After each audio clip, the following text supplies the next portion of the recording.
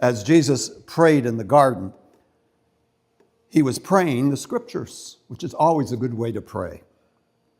He was speaking words to the Father from Job and Ezekiel and Isaiah and Jeremiah and other places where the cup was mentioned.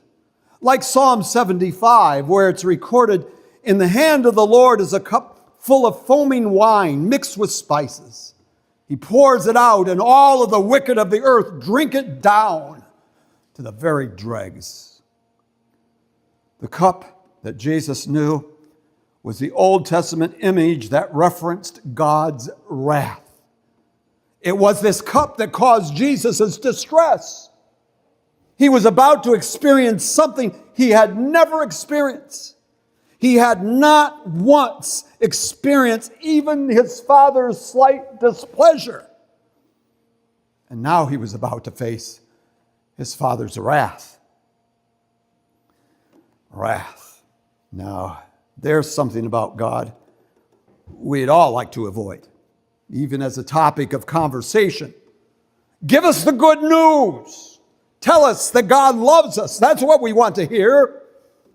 And the good news is truly good news. In fact, it's great news. But we should not forget to remember that the good news is truly good, specifically because of its relationship to the bad news. All have sinned and come short of the glory of God, and the wages of sin is death. God's wrath is real. Paul wrote in Romans chapter 1 that God's wrath was being revealed from heaven against all the godlessness and wickedness of people who suppress the truth.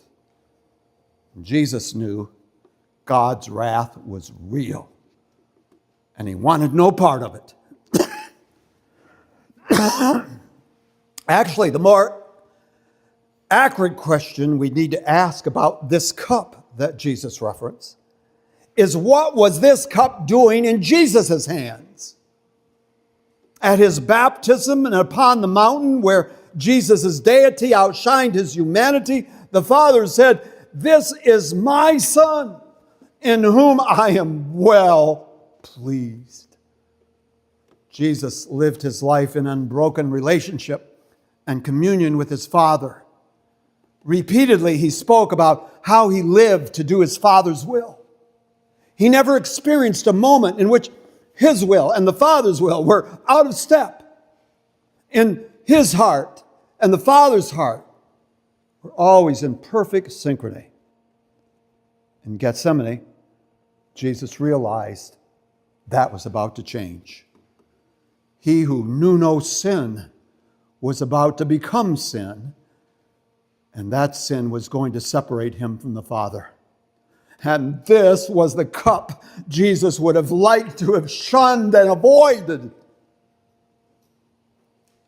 The four evangelists, Matthew, Mark, Luke, and John, provide some details that followed Jesus' prayer in Gethsemane.